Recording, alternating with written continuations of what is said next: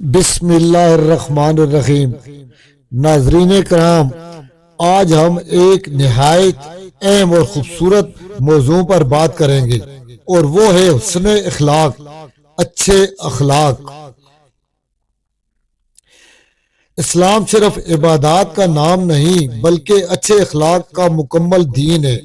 نبی کریم صلی اللہ علیہ وآلہ وسلم نے فرمایا، تم میں سب سے بہتر وہ ہے جس کے اخلاق سب سے اچھے ہوں۔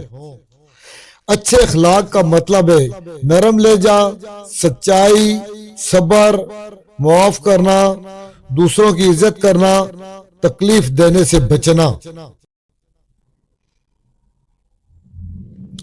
حسن اخلاق وہ دولت ہے جو انسان کو دلوں کا بادشاہ بنا دیتی ہے۔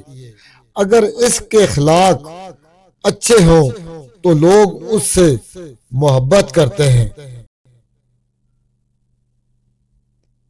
نبی کریم صلی اللہ علیہ وآلہ وسلم کی زندگی ہمارے لیے بہترین نمونہ ہے۔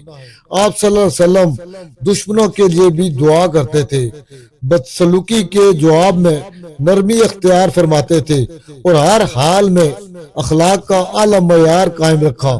آج ہمارا معاشرہ اسی چیز کا محتاج ہے۔ اگر ہم گھروں میں، بازاروں میں اور سوشل میڈیا پر اچھے اخلاق اپنا لیں تو بہت سے جھگڑے خود بخود ختم ہو جائیں گے۔ یاد رکھیں، اللہ کے نزدیک سب سے وزنی چیز میزان میں حسن اخلاق ہے۔ آئیے آج عہد کریں، ہم غصہ کم کریں، بات نرمی سے کریں گے، لوگوں کے لیے آسانی پیدا کریں گے۔ اللہ ہمیں حسن اخلاق اپنانے کی توفیق عطا فرمائے۔ آمین ثم آمین۔ اللہ حافظ۔